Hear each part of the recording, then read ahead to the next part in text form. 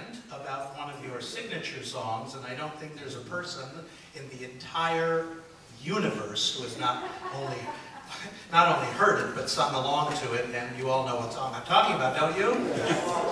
It's a Small World. Tell us how that song came to be. Oh, sure. Well, actually, first of all, it was a song that was an assignment. The Walt Disney Imagineers, these incredible people who were creating several pavilions for the World Fair, were coming up with a salute to the children of the world that was sponsored by UNICEF. UNICEF was going to be the recipient of the royalties and everything that came from this ride. And they had these wonderful, incredible dolls that were audio animatronic dolls, where they moved and they sang and it was just and danced. It was a wonderful thing, and they were all beautifully gowned and costumed in the costumes of the various countries. And the thought was, and on paper it's brilliant, they were going to have the national anthems of the various countries that just passed in your boat, singing the national anthem. The children would be singing the national anthems of the various countries. And it's a brilliant idea. And they had all these recordings made. And it sounded great when you heard them individually. But you put them into one room and it became a cacophony. It was impossible. And so Bob and I knew absolutely nothing about this salute to the children of the world. We knew nothing about the problems they were having. We just got a call one day from Walt's secretary. Walt wants you to go down to stage 2. They have something down there he wants you to see. So he said, okay, sure. So we went down, and there was this channel there was no water in it, of course, but where boats were going to be going, and it was all dark, and there was no lights on it or anything, and we saw dolls and things like that, and he said, okay, turn it on, and so on came the lights, and on came the music, and I remember hearing God Save the Queen or something, and I heard La Marseillaise, I heard a couple of things, and all of a sudden, as we were walking through this thing with Walt, it became a complete blur. It was just cacophony. And so Walt said, okay, kill it, kill it. And he looked at us and he said, I want you guys to write a song that represents all these dolls. Right? We're in big trouble because we're going to open in 6 months and we don't have a song. And I want a song to glue this thing together. And he said, you're right, we're right, Walt. And there's a big banner in the front. It said, UNICEF salutes the children of the world. So I said, Walt, that's a mouthful. I mean, that's not exactly a song title. UNICEF salutes the children of the world. No, it's not. We got to think of something. He says, well, all you have to do is remember this. All the kids in the world, the small kids in the world, have to learn to live together. That's what it's all about. We have to learn to respect each other and live together. And I want you to write something that isn't preachy. It sounds like a folk song, and don't make it difficult because we want to have it translated immediately. I want to translate it into 12 to 15 languages so that as you go through the ride, you're hearing the song, but you're hearing it with a slightly different style and a different sound of words, but they're all saying the same thing. Oh, yes, right, Walt. And he said, and I need it yesterday, so get going. You know, it was pressure. And as we were walking out, he said, Walt wants it right away, and small children of the world, small world, small. Oh, we can't do that, my God. Stephen Sondheim wrote that already. Small world, isn't it? That's from Gypsy. We can't do that title. That's impossible. So we tried a couple of more titles, different titles, and really we were having a difficult time because it kept coming back to Small World. And I said, after all, let's not kill ourselves. Let's learn to live together. After all, it's Small World after all. Oh, that's good. That doesn't sound like that other one. Yeah, good. So we had Small World after all, and we had the feel of it then, and we had a rhyme. Small, you know, that's good stuff. So we started with that, and we actually wrote a simple little folk song, never dreaming that half the people want to kill us for it. I'm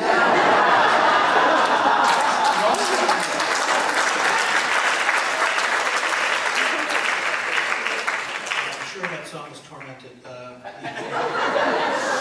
But I have to tell you a little story that Richard doesn't know, but nobody knows it.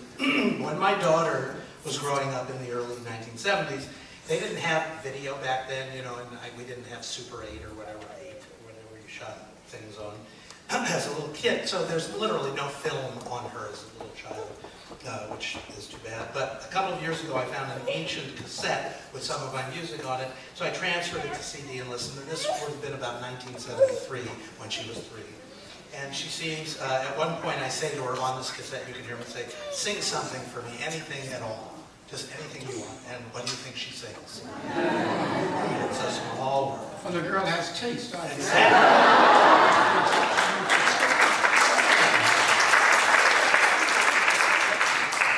And she sings it flawlessly. And before we get to the movie that would change everything for you, you had a hit with a song. It's a wonderful song called You're 16. Oh, yes. It's actually, everybody thinks the title is You're 16, You're Beautiful, and You're Mine, of course. Is that the real title, or is it just You're 16? Oh, well, You're 16, they sort of abbreviated it. Yeah. You're 16, You're Beautiful, and You're Mine. And I'm always curious how ideas like, it's such a perfect little gem of a song. It was a hit when it came out, and it was a hit with Ringo Starr. Right. How did you get the idea for that, and how long did it take to write it? Well, you know, the one thing, Bruce, and being a brilliant writer yourself, songwriter and writer, you know it takes every bit of everything you've ever learned about anything to write anything. And so the length of time you've lived is part and parcel of what it's all about. And Bob and I were each in our, let's say, our early 30s at the time, so that's 60 years of living, plus about 10 or so years at that time of experience in the popular song business, into a lot of listening, a lot of bad songs that we wrote. You know, you have to write the bad ones before the good ones start emerging. And I must say that we were sitting in a room, and we were thinking about how can we break this sound barrier? How can we get all this music, this wall of music was coming at us all the time. And I said, well, why don't we try to do something different that nobody's doing right now? And there was a song back in 1935 called Shuffle Off the Buffalo. And it had a rhythm, it's called shuffle rhythm.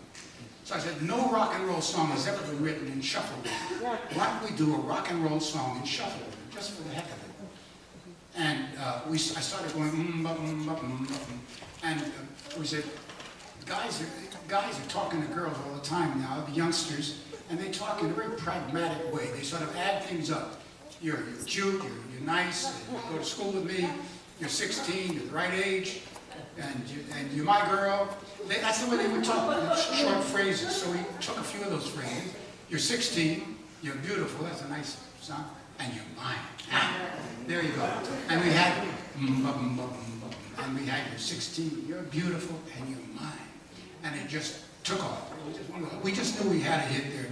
It was a wonderful feeling to have it. And Johnny Burnett was the one that made the first record. He was superb in it, absolutely great. There's a little story that goes with that. His brother Dorsey Burnett was a terrific singer. And in those years, neither of them were very famous or anything like that. So Dorsey would sometimes, for $15 or $20, sing a demo for you. So I saw Dorsey in this little record studio called Gold Star Records one afternoon. Everybody made demos there.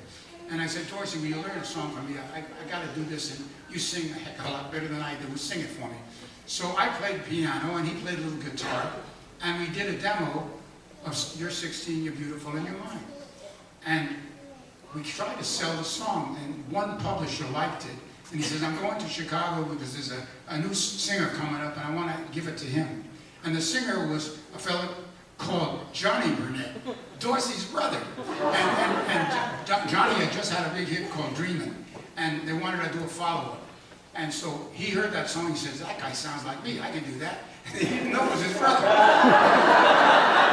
So I owe a lot to the wonderful Dorsey and Johnny Burnett for doing that song, but it became our very first #1 hit. And then years and years later, when Ringo did it, it became an international hit. I think it was in every country it played. It was very, very successful. Thank you. That was beautiful. All right. How many here saw a little movie last year called Saving Mr. Banks?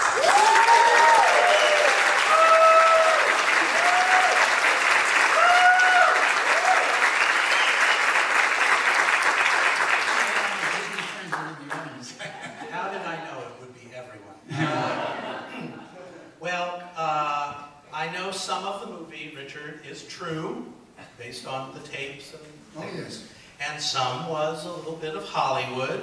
But you served as a consultant on it, and we're pleased, I know, with the film, Yes. as you should have been. It was a wonderful movie. But let's talk about Mary Poppins and how it came to be, the unvarnished truth. But how were you first approached about the movie?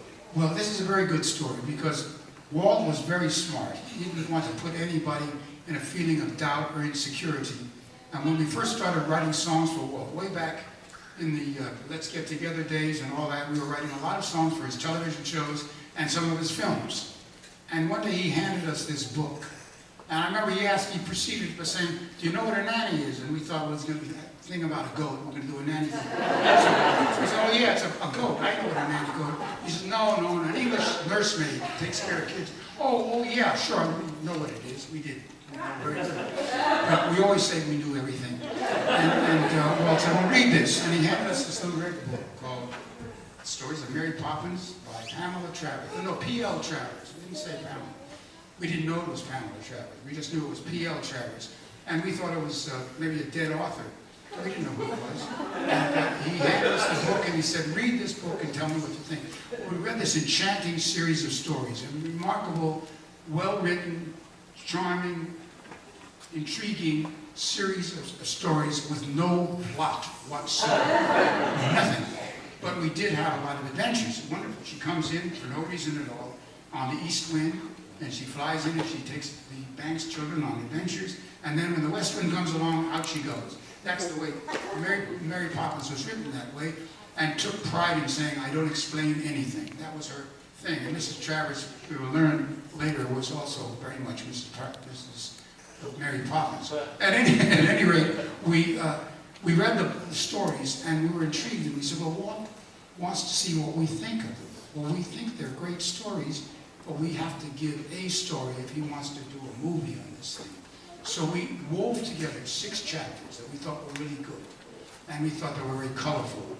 And we put them together as one storyline, and we said the thing that would hold it together is the fact that the father, who's practically non-existent in the books, is too busy for paying any attention to the children. And the mother, who practically didn't exist in the books, is too busy with her causes. And we didn't quite settle on which cause it was going to be, but we knew she had teas and things, and that's what she was busy doing.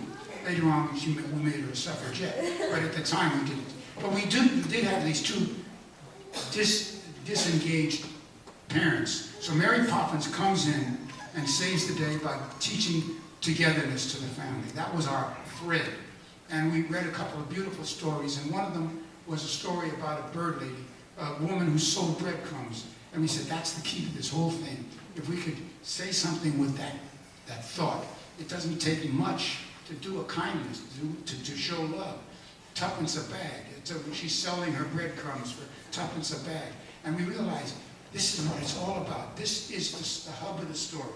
So we came in with that and a few ideas for songs. We changed the period from the mid-30s, which was Depression England, into turn of the century. It was colorful and costumes were great. And you could believe a nanny would fly in out of the sky because it was make-believe. So basically we had a lot of things going for us when we came in for our first meeting with Walt. And we were very excited about it because we really felt we have something powerful here. And we asked if we could please have a half an hour, because he used to have 10-minute meetings and you were out. And his secretary said, "You come in at 11:30. He always eats at 12, but you can come in at 11:30 and have a half an hour." So we came in sharp at 11:30, and at 1:30 we were still talking about Mary Poppins. And he had sent out for sandwiches. He was very, very excited about what we were doing. And at one point I remember vividly, he said, "Play me that bird lady thing again." So I played him Feed the Birds again. And he said, "That's the whole story in a nutshell, isn't it?" So he said, "Yeah, that's right, Well, that's it, that's the story, that's what we wanted." So he says, "You guys, let me see your notes." And he realized, he looked at our book, we had underlined 6 chapters. He laughed, he pulled out his book, he had underlined the same 6 chapters. So help me. And not only that, he said, "You guys think story, and that's good. How'd you like to work here?" And we said, "We'd love to work for you." He says, "Well, I already have a contract for you." And that's when he became his writers.